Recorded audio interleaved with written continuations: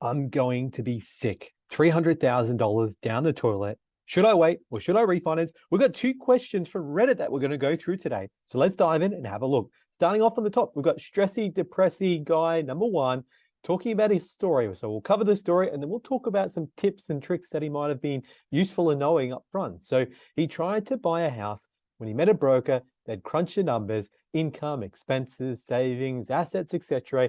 And he gave him a figure to work with. He went on to buy a property in Sydney for 100,000 less than what he was told he could borrow, signed a contract and everything. It was a week before settlement and the broker just called him. The loan application came $300,000 short. Apparently, the bank won't accept the percentage of his salary. That's a commission, even though he provided this to the broker and he could say that and show evidence that he'd received 100% of it for the last 3 years. Now, the broker knew that that was part of his income, and he was very upfront about his entire financial situation. He questions how someone could miscalculate to this degree. Now he's got 1 week to come up with $300,000 before he can switch to another bank. Probably not, because the bank they're dealing with doesn't accept the commission salary the way he thought he could. Now, the broker's solution was to get personal loans or borrow money from friends, and he says he thinks he might pass. Now, stressy, depressy guy also talks about that he's aware of his situation. He's venting anonymously just to cope with the whole situation, and he feels like he was misinformed. And I guess, obviously his salary and his situation, having very low expenses, he thought he had no troubles with getting a loan. So let's break this down and look at some things that he could have done to really protect himself. We've got 22 mistakes nearly every first homeowner makes. This is on our website, so you can check it out, and we'll go through a few things. The first is not getting pre-approved. So by the sounds of it, stressy, depressy guy just ran with the numbers his broker had said, but it appears that no bank actually looked at his situation. Now, pre-approval is effectively where the bank's going to look at your situation. They'll ask for your pay slips, your bank statements. They'll look at your entire situation and assess it. So even though ourselves as brokers, we will do an assessment, we'll crunch the numbers through the bank system, we always like to get it to the bank. So here at Hunter Galloway, that's something that we would always do, is get the application assessed and approved by a bank to be 100% sure. Particularly in Sydney, a lot of times you're making offers with very short finance clauses, so you need to be 100% that you can get it through. Now, the other thing to keep in mind is not all the banks are the same when it comes to being pre-approved. Why I say that is there's lenders that'll give you a pre-approval that's like a coffee shop pre-approval. So it goes through their system, they'll spit out a yes, and it's actually not being assessed by any of the credit departments. So again, stressy, depressy guy, in this situation where you have been pre-approved, if it hasn't been fully assessed, then it's not worth the paper it's written on, and you could get in a very similar situation. So it's key, one, get a pre-approval. Two, make sure the pre-approval is fully assessed by the bank and their credit department, so that you can be sure that there's not going to be any issues with your situation. Once again, if you need help with this sort of stuff, guys, hit us up. That's something that we'll do. There's a bunch of different lenders. Not all lenders are the same when it comes to pre-approvals, that we can guide you through to make sure you're not going to get in a very similar situation that stressy, depressy guy is in. So continuing on with some tips there, he also talked about the fact that when he purchased in Sydney. Another mistake that we see, so number 18, a lot of first homeowners make, is they don't put the right clauses in the contract. So depending on where he got to, if he hadn't put in a cooling off period, which is very common in Sydney, in other states, you can actually put a finance clause that would protect you. So you generally make the purchase subject to a finance date, call it 14 days. In Sydney, you might say 10 days cooling off.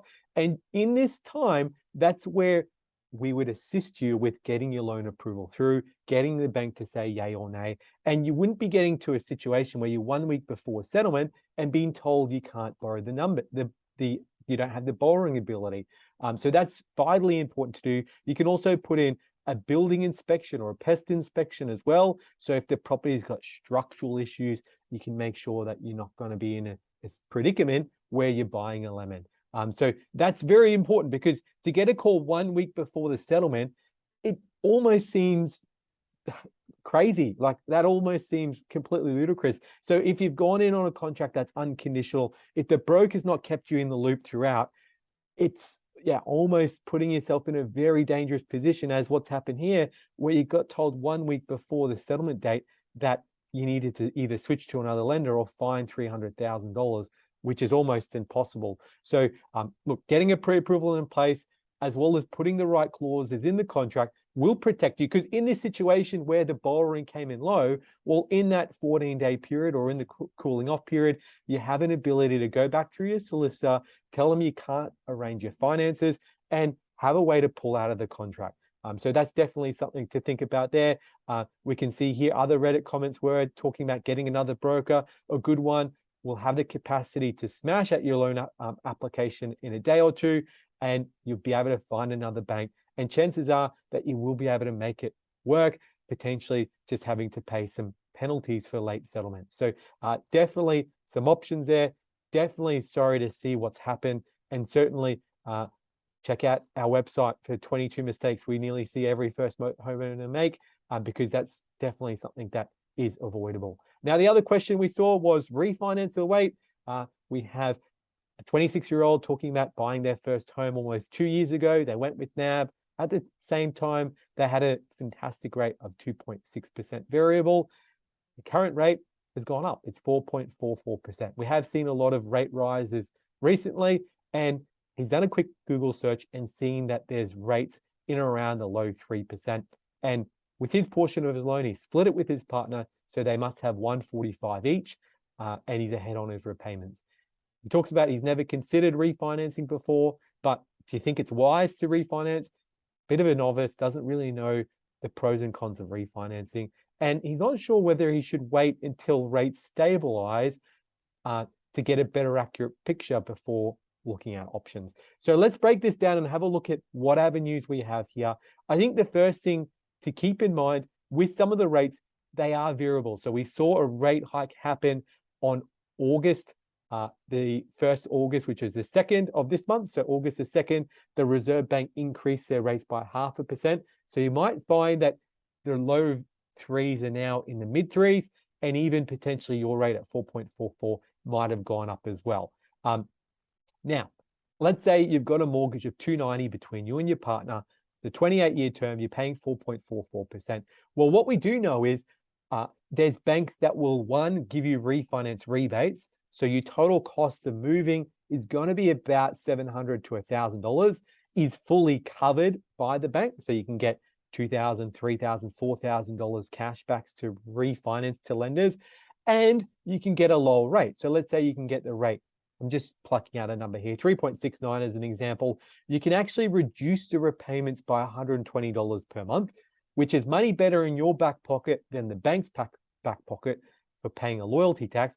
And keeping on the same term, paying that extra $120 per month extra means that you'd actually be 3 years further in paying down the loan faster by continuing what you're doing right now and saving $25,000, which is as much as a new car. So that's a sizable amount of money just for refinancing your loan. Even there's sometimes where you can go to your bank and just tell them that you've got a better offer and see if they can match it or get you a better deal.